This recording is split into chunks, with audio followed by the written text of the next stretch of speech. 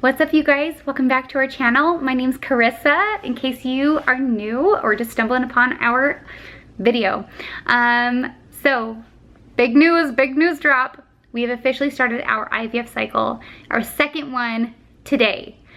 So what that means is I went in for my baseline sonogram this morning and my blood work. So they wanted to check and see if everything looked good.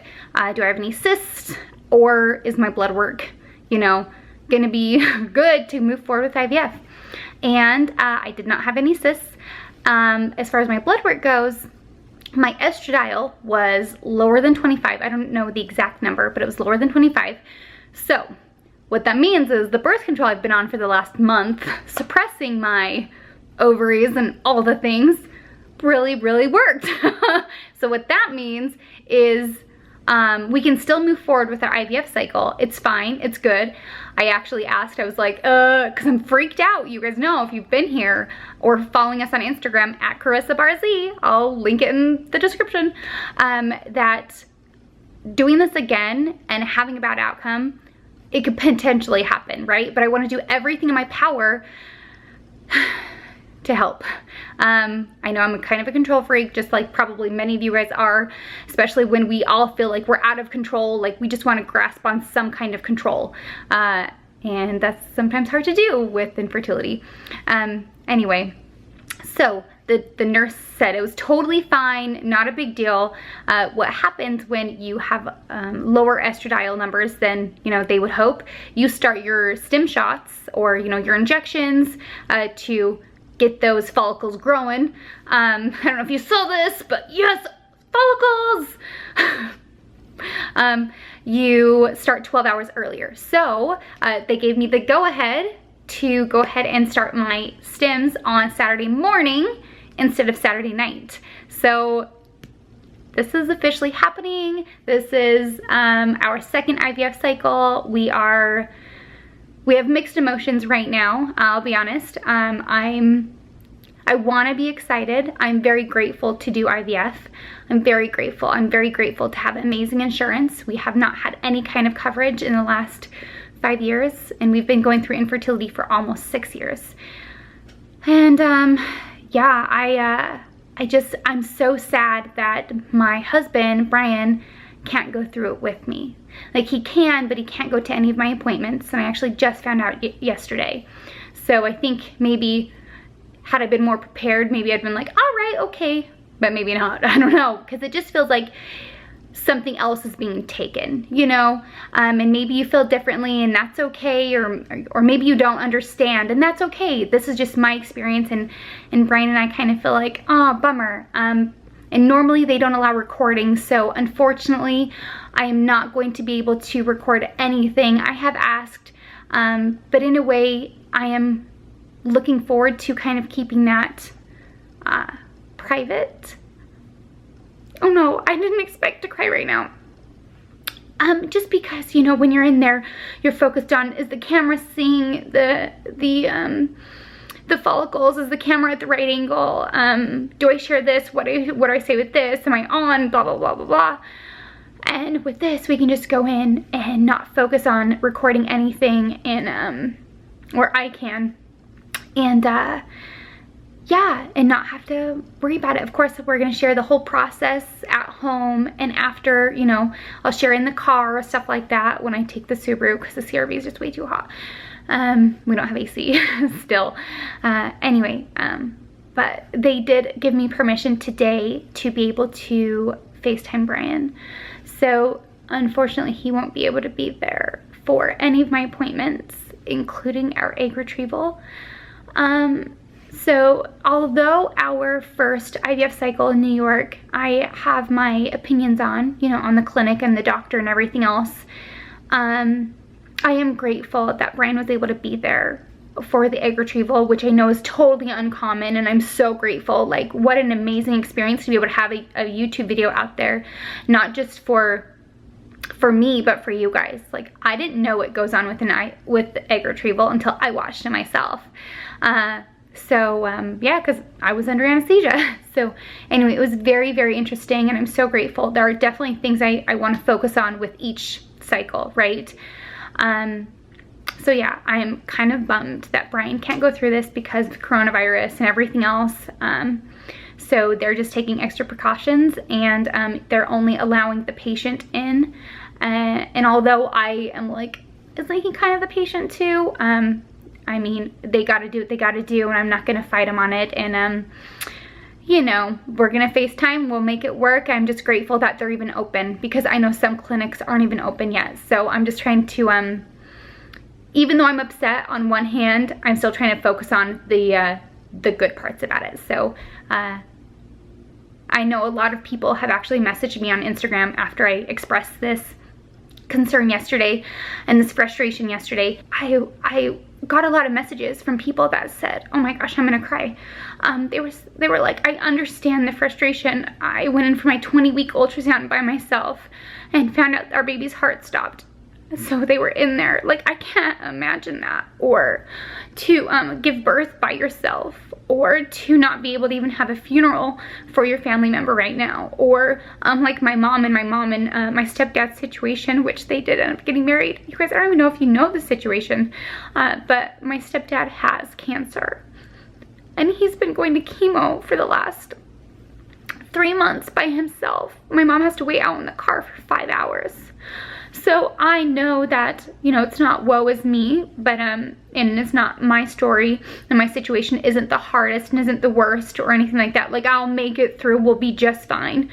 It's just upsetting, and it just feels like it's another thing that infertility is taking in a way, even though it's not necessarily infertility taking it. It's like one more thing. You want your husband to be part of some part of this, and he can't. He will be able to be there for the transfer though, when we're able to do that in like 3 months, 4 months. So if we get there. And part of the reason I think why I am so upset, just to give you a little context, because really, when someone is expressing frustration or concern or emotions towards something, like, there's always a bigger picture, right?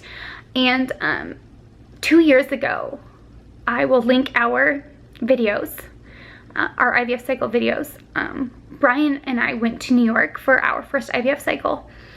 It was almost exactly 2 years ago, and it was not a good outcome. And actually, I was alone for the majority of it for the first. Oh my gosh, he didn't get there until the trigger shot. Actually, his plane landed the moment I did the trigger shot, like almost within 5 minutes. And I was like, are you kidding me? I did this all by myself. I flew out here, I flew with all of our medications. I did all of the appointments. I did the panic attacks after a forgotten medication. I did all of these things, you know. I did it all by myself. And I sat in a hotel room without any friends, and I honestly felt like when I found out he couldn't go to the appointment, even though it's a totally different situation, I felt like, oh my gosh, I'm going to be going through IVF for a second time, all by myself. And that's not even, I mean, it's just bringing up different emotions, even though I know that that's not really true. It's just, yeah. So maybe you understand, maybe you don't. Everyone's experiences are different, and I know I'm an expert in mine, and you're an expert in yours. So that's just kind of where I'm coming from a little bit. Yeah, so I am excited. I am excited, and I think I'm also scared because we've been through so much. We've been through 6 IUIs, 2 miscarriages, and 1 IVF cycle fail. And it's been 6 years, and just a lot of emotions are now coming up. And I've suppressed a lot. Not only are my ovaries suppressed, but my emotions have been suppressed for the last couple years. I expressed on Instagram, which I should probably share more here with you guys because, you know, I love you too. Just how I didn't cope super well with our second miscarriage. It was almost like I went in for our DNC. I went in pregnant and I walked out not pregnant, and it's almost like I didn't know how to cope with it. So if you wonder where I've been trying to get back on the horse, you know, like once you fall off, you got to get back on. And unfortunately, sometimes it's taken me longer than I would like, but I'm feeling pretty good. And I'm grateful to have the privilege to do IVF. And I'm grateful for so many prayers, so much support, so much love. I'm grateful that my clinic is open, that we have an amazing doctor. When I think about our first IVF cycle and I find myself comparing and preparing myself for a bad experience like I did with our first, I find myself just preparing for the worst. And I don't want to be like that, you know, I don't want to. So this is not going to be like the first IVF cycle. Like, I have a totally different protocol. I have a different doctor. I have a different embryologist who is fantastic.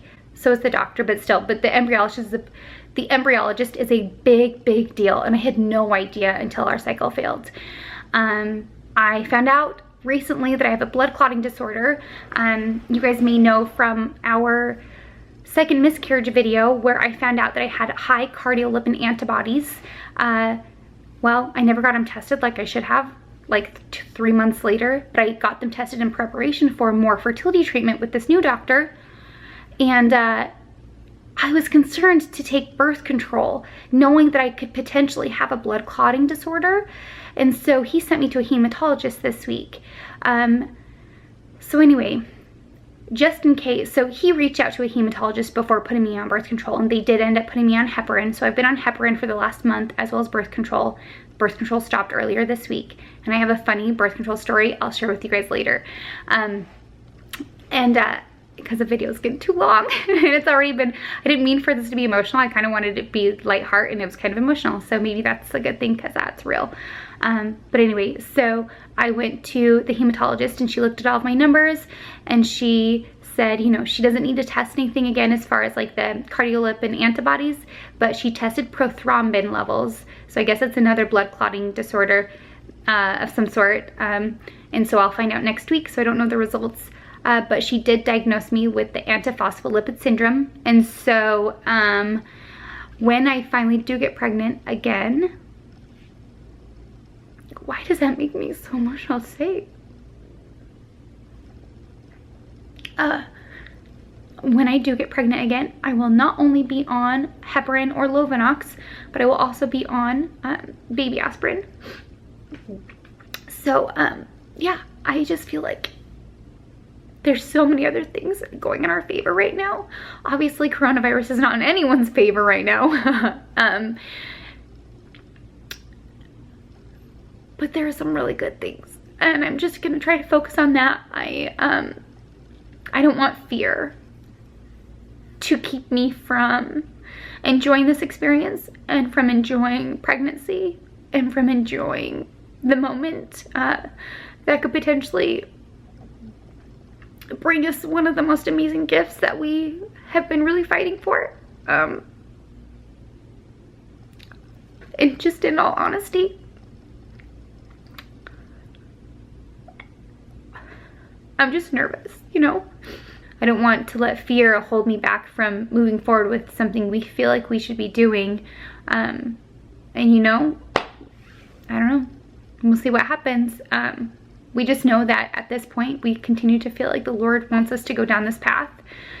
And Brian said one of the most beautiful prayers last night, just preparing us for it. And so I'm so, I feel protected. And I know that no matter what happens, we'll be okay. And I hope we have a good outcome. And yeah, it's gonna be good. So anyway, we will be sharing, this is way longer than I wanted it to be. Oh my gosh, I was hoping it was gonna be like 6 minutes, but of course I just talk.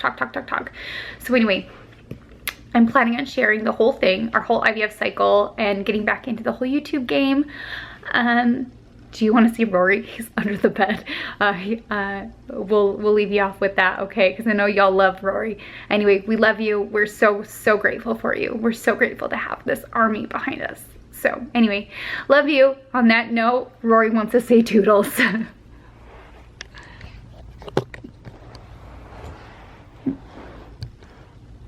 What you doing? Rory? Rory, what you doing?